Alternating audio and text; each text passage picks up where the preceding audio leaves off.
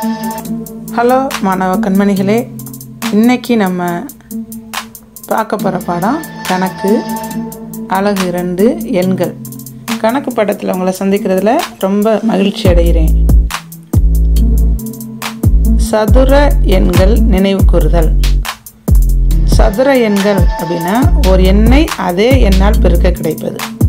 ஒரு எண்ணை அதே எண்ணால் பெருக்க கிடைப்பது தான் சதுர எண் அப்படின்னு சொல்கிறாங்க. இது பெரும்பாலும் 0, 1, 4, 9, 25 தான் முடியும் அப்படின்னு சொல்கிறாங்க.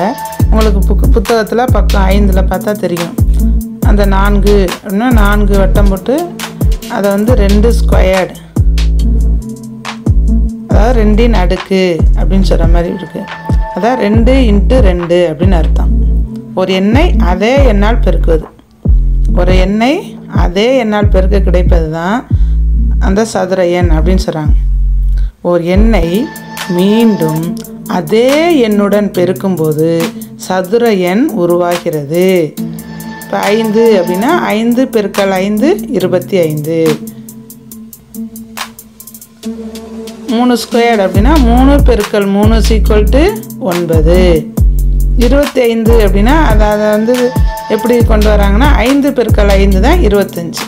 இப்போ 5 ஸ்கொயர்டு அப்படின்னு சொல்கிறாங்க. ஒரு எண்ணை மீண்டும் அதே எண்ணுடன் பெருக்கும்போது சதுர எண் உருவாகிறது. அதுக்கு கீழே கொடுத்துருக்காங்க பாருங்கள். 1 ஸ்கொயர்டு, 2 ஸ்கொயர்டு, 3 ஸ்கொயர்டு, அதுபோல் 10 ஸ்கொயர்டு வரைக்கும் கொடுத்துருக்காங்க. அதை நீங்கள் பெரிய கிளாஸ் போகும்போது தான் அந்த வர்க்கம் அப்படின்னு சொல்லுவாங்க. அதான் ஸ்கொயர்டு. மேலே சின்ன நம்பரில் 2ன்னு போட்டிருக்காங்களோ அதை அடுக்கு அப்படின்னு சொல்லுவாங்க. அதை இங்கிலீஷில் ஸ்கொயர் அப்படின்னு சொல்லுவாங்க. 1 × 1 1, 2 × 2 4, 3 × 3 9. அதுபோல் எல்லாத்தையும் கொடுத்துருக்காங்க. 7 × 7 49, 8 × 8 64, 9 × 9 81, 10 × 10 100. அந்த கட்டத்தில் நீங்கள் நிரப்பிக்கணும்.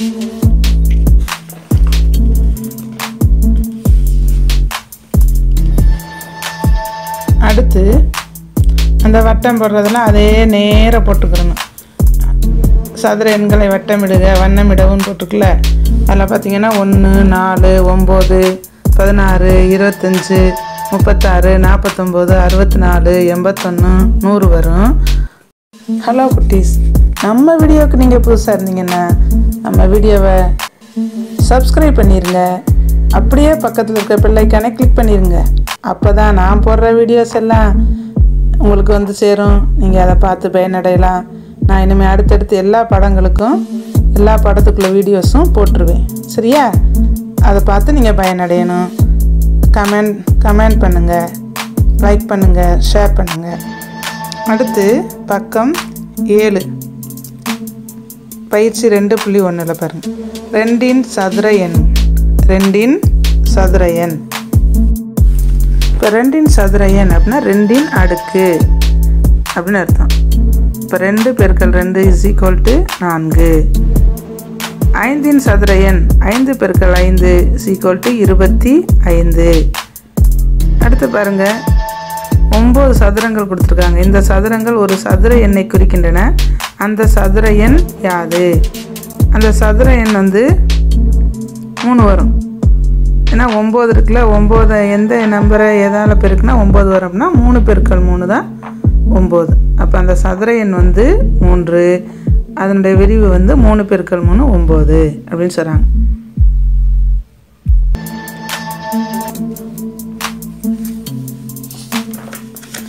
பின்வரும் எண்களில் எந்த எண் சதுர எண் ஆகும்? 4ஆம் கணக்கு பாருங்கள். பின்வரும் எண்களில் எந்த எண் சதுர எண், அதாவது எந்த எண் அடுக்கு எண் ஆகும் அப்படின்னு சொல்கிறாங்க. அதில் 36 வரும். ஏன்னா 6 × 6, 6 அடுக்கு தான் 36. இப்போ இதுக்கு விடை 36. 49க்கு அடுத்த சதுர எண் எது? அது நம்ம இங்கே கட்டங்களில் நிரப்பினோம்ல, வட்டம் வட்டம்ல, அதில் பார்த்தாலும் உங்களுக்கு தெரியும். 7 × 7 49. அதுக்கடுத்து 8 × 8 64. அதுதான் சதுர எண். இப்போ 64 டிக் பண்ணணும். ஓகேயா? அடுத்து காரணிகளும் மடங்குகளும். ஒரு எண்ணை மீதியின்றி வகுக்கும் எண்கள் அவ்வெண்ணின் காரணிகள் எனப்படும். நம்ம புத்தகத்தில் பாருங்கள், 8ஆம் பக்கத்தில் இருக்குது. காரணி அப்படின்னா ஒரு எண்ணை மீதியின்றி வகுக்கும் எண்கள் அவ்வெண்ணின் காரணிகள் எனப்படும். ஒரு எண்ணை எந்தெந்த வாய்ப்பாடெல்லாம் மீதி இல்லாமல், அதாவது 0 வர்ற வரைக்கும் வகுக்குதோ அந்த எண்கள் தான் அந்த எண்ணின் காரணிகள் அப்படின்னு சொல்கிறாங்க. நம்மளுக்கு கீழே எடுத்துக்காட்டில் கொடுத்துருக்காங்க. 4 காரணிகள் 1, 2 மற்றும் 4. 10 காரணிகள் 1, 2, 5 மற்றும் 10. 16 காரணிகள் 1, 2, 4, 8 மற்றும் 16. அடுத்து 18 காரணிகளுக்கு அந்த இங்கே பக்கத்துலேயே சைடில் போட்டிருக்காங்க பாருங்கள். எந்தெந்த வாய்ப்பாடெல்லாம் வகுக்க முடியும், பெருக்கி வகுக்கிறாங்க, மீதியின்றி வகுக்குது அப்படின்னு சொல்கிறாங்க. 18 1 பெருக்கல் 18 = 18. 2 பெருக்கல் 9 18. 3 பெருக்கல் 6 18. அப்போ 1, 2, 3, 6, 9 மற்றும் 18 ஆகியன 18 காரணிகள் ஆகும். இதே போல் தான் அடுத்தடுத்த கணக்குகளும் 20 காரணிகள், 24 காரணிகள், அடுத்து 42 காரணிகள்லாம் நான் அந்த இதில் போட்டிருக்கேன் பாருங்கள். அதில் எழுதி போட்டிருக்கேன்னா அது போல் நீங்களும் செய்யணும். இப்போ ஒரு எண்ணை மீதி இல்லாமல் எந்த எண் வகுக்குதோ, ஒரு எண்ணை மீதி இல்லாமல் எந்த எண்கள்லாம் வகுக்குதோ அந்த எண்கள் எல்லாம் அவ்வெண்ணின் காரணிகள் எனப்படும். இது நல்லா மனசில் ஞாபகம் வச்சுக்கணும். அடுத்து பகு எண் மற்றும் பகாயன். பகு எண் அப்படின்னு சொன்னாலே நம்ம சொல்கிற அந்த வார்த்தையிலேயே இருக்குது.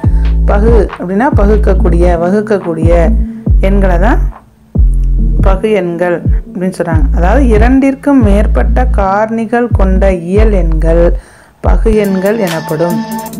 இன்னொரு முறை சொல்லி பாருங்கள். 2ற்கும் மேற்பட்ட காரணிகள் கொண்ட இயல் எண்கள் பகு எண்கள் எனப்படும். அதை எடுத்துக்காட்டு கீழே பாருங்கள். 4, 6, 8, 9, 12, 26, 60, 448, 816 இதெல்லாம் பகு எண்கள். பகா எண்கள் அப்படின்னா ஒன்றும் அதே எண் மட்டும்தான் அதுக்கு வகு எண்ணாக இருக்கும். இப்போ 15க்கு அது பகு எண், அதனால் அதை சொல்ல முடியாது. 1, 7 7 அப்படின்னா 7 1, 7 மட்டும்தான் வகுக்கும். அப்படிப்பட்ட எண்களை தான் என்ன சொல்கிறாங்க, பகா எண்கள் அப்படின்னு சொல்கிறாங்க. இப்போ 29 அப்படின்னா 1, 29 மட்டும்தான் வகுக்கும். அதாவது ஒன்றும் அதே எண் மட்டும்தான் வகுக்கும். அப்படிப்பட்ட எண்களை தான் பகா எண்கள். அது வேறு எந்த நம்பரும் வகுக்காது. ஒன்றும் தன்னால் மட்டுமே வகுப்படும் எண்கள் பகா எண்கள். இதை மட்டும் நல்லா மனசில் ஞாபகம் வச்சுக்கணும். ஒன்றும் அதே எண் மட்டும் வகு எண்களாக கொண்ட எண்கள் பகா எண்கள். 2 காரணிகள், அதாவது 1 மற்றும் தன்னையே கொண்டிருக்கும் 1ஐ விட பெரிய இயல் எண் பகா எண் எனப்படும். உங்களுக்கு புத்தகத்தில் 9ஆம் பக்கம் கொடுத்துருக்காங்க. அதுபோல் 2 மட்டும்தான் ஒரே ஒரு இரட்டை பகா எண். மற்றதெல்லா பகா எண்களும் ஒற்றை எண்களாக தான் வரும். ஆனால் 2 மட்டும்தான் இரட்டை பகா எண். அதில் ஒரே ஒரு எண் மட்டும்தான் இரட்டை எண் வருது, அதுதான் 2. அது 2 மட்டும்தான் இரட்டை பகா எண். இது ரொம்ப முக்கியமான பாயிண்ட்டு, இதை மனசில் ஞாபகம் வச்சுக்கணும். அந்த பகா எண்களுக்கு எடுத்துக்காட்டு பாருங்கள். 2, 3, 5, 7, 11, 13, 29, 37 இதெல்லாம் பகா எண்கள். ஒன்றும் அதே எண் மட்டும்தான் அதுக்கு வகு எண் இருக்கும். மற்ற எண்கள் அதை என்ன செய்யாது, வகுக்காது. இப்போ இந்த வீடியோவில் நம்ம இந்த 2.2 பயிற்சி வரைக்கும் தான், அதாவது 2.3 வரைக்கும் உள்ள அந்த கணக்கெல்லாம் நான் இந்த வீடியோவில் போட்டிருக்கேன். அடுத்த பகுதியில் அடுத்த வீடியோவை நான் போடுறேன். இதை எல்லோரும் தெளிவாக தெரிஞ்சுக்கிறேன்ப்பா. அடுத்து பொது காரணிகள் பாருங்கள். 2 அல்லது அதற்கு மேற்பட்ட எண்களுக்கு காரணிகளாக இருக்கும் எண்கள் அவ்வெண்களுக்கு பொது காரணிகள் எனப்படும். 2 அல்லது அதற்கு மேற்பட்ட எண்களுக்கு காரணிகளாக இருக்கும். காரணிகள் அப்படின்னா என்ன படித்தோம்? காரணிகள் அப்படின்னா 2க்கு மேற்பட்ட ஒரு எண்ணை மீதியின்றி வகுக்கும் எண்கள் தான் அவ்வெண்ணின் காரணிகள் அப்படின்னு படித்தோம். ஒரு எண்ணை மீதியின்றி வகுக்கக்கூடிய எண்கள் தான் காரணிகள். இப்போ 2 அல்லது அதற்கு மேற்பட்ட எண்களுக்கு காரணிகளாக இருக்கும் எண்கள் அவ்வெண்களுக்கு பொது காரணிகள் ஆகும். இப்போ எடுத்துக்காட்டு பாருங்கள், 12 மற்றும் 18 பொது காரணிகள். 12 காரணிகள் அப்படின்னா 1 2 3 4 6 12. 18 காரணிகள் 1 2 3 6 9 18. இப்போ ரெண்டுக்கும் பொதுவாக உள்ளது, ரெண்டையுமே வகுக்கக்கூடியது. 1 பொதுவாக இருக்குது, 2 இருக்குது, 3 இருக்குது, அடுத்து 6. அப்போ இதுக்கு பொது காரணிகள் 1 2 3 மற்றும் 6. கீழே பாருங்கள், காரணி செடி போல் வரைஞ்சி அதை நிரப்பியிருக்காங்க. அதை நான் நிரப்பியிருக்கேன், அதை நீங்களும் பார்த்து இது பண்ணணும். இதை நிரப்பும்போது கீழே வரும்போது கடைசியாக அது பகா எண்ணாக தான் இருக்கணும். பகா எண்ணாக இருந்தால் தான் நீங்கள் செஞ்ச கணக்கு கரெக்டு. இப்போ 9 அப்படின்னா அந்த 3 9 போடாமல் 1 பெருக்கல் 9 அப்படின்னு போட்டால் அந்த கணக்கு தப்பு. அது என்ன, 9 வந்து 3 பெருக்கல் 3 9 9 அப்படின்னு வகுக்க முடியும். அதனால் பகா எண்களை வர்ற வரைக்கும் அந்த செடி வந்து காரணி செடியை வரையணும். இந்த இதில் நான் போட்டிருக்கேன், அதை நீங்கள் பார்த்து அதை செய்யணும். இப்போ நம்ம புத்தகத்தில் 10ஆம் பக்கம் செயல்பாடு 6 காரணி செடியை நிரப்புக. அதில் மொதல் கணக்கு பாருங்கள், 16. 16 எந்த வாய்ப்பாடு வகுக்கும் அப்படின்னா 4 வாய்ப்பாடு. 4 16, 4 4 16. அந்த 4 திரும்ப 4 வந்து வேறு என்ன வகுக்க முடியும், ஈ2 4, ஈ2 4, இந்த 4ஐயும் ஈ2 4 அப்படின்னு போடணும். அப்போ இதில் வந்து கடைசியாக வந்து பகா எண்களில் தான் முடியும். பகா எண்களில் முடிஞ்சாதான், அதாவது அப்போ தான் அந்த கணக்கு நீங்கள் செஞ்ச கணக்கு கரெக்டு. ஓகேயா? இது போல் தான் அடுத்தடுத்த கணக்குகளையும் நம்ம செய்யணும். நான் புக்கில் செஞ்சு உங்களுக்கு ஃபோட்டோ எடுத்து போட்டிருக்கேன், அதையும் நீங்கள் பார்த்துக்கங்க. சரியா? அடுத்து பின்வரும் எண்களுக்கு பொது காரணிகள் காண்க. 8 மற்றும் 12. 8 மற்றும் 12.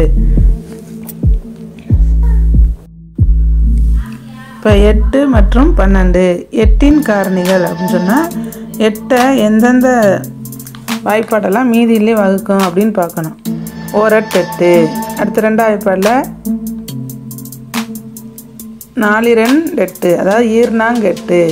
அதுக்கடுத்து 3 வாய்ப்பாடு வைக்காது, 4 வாய்ப்பாடு வைக்கும். 4 2 8. அதுக்கடுத்து 5 6 7 வைக்காது. அடுத்து 8 அதே எண் வைக்கும். அப்போ 8இன் காரணிகள்னால் 1 2 4 8. அடுத்து 12இன் காரணிகள். 12இன் காரணிகளில் 1 வாய்ப்பாடு வைக்கும். அடுத்து 2 வாய்ப்பாடு. இந்த ரெட்டை எண்ணில் முடிஞ்சாலே அது கண்டிப்பாக 2ஆல் வகுப்படும். அப்போ 6 2 12, அதாவது ஈராறு 12 அப்படின்னு சொல்லலாம். அடுத்து 3 வாய்ப்பாடுனா 3 12. அடுத்து 4 வாய்ப்பாடுனா 4 12. அடுத்து 5 வாய்ப்பாடு வைக்காது. அடுத்து 6 வாய்ப்பாடு ஈராறு 12, அதாவது 6 2 12. அதுக்கடுத்து மித்த எண்கள்லாம் வகுக்காது, 12 வகுக்கும். அப்போ இதுதான் இதனுடைய காரணிகள். இதில் பொது காரணிகள் அப்படின்னு சொல்லும்போது 2 எண்களுக்கும் பொதுவாக உள்ள வகு எண்கள் எதுன்னு பார்க்கணும். அப்போ 1 2 அடுத்து 4, 1 2 4. அப்போ 8 மற்றும் 12இன் பொது காரணிகள் 1 2 மற்றும் 4. இதுபோல் தான் அடுத்தடுத்த கணக்குகளையும் செஞ்சு பார்க்கணும். ஓகேயா? புரிஞ்சிருச்சா? எப்படி செய்யணும் தெரிஞ்சிருச்சா? ஏதாவது சந்தேகம்னா திரும்ப திரும்ப போட்டு பாருங்கள், தெரிஞ்சிடும்.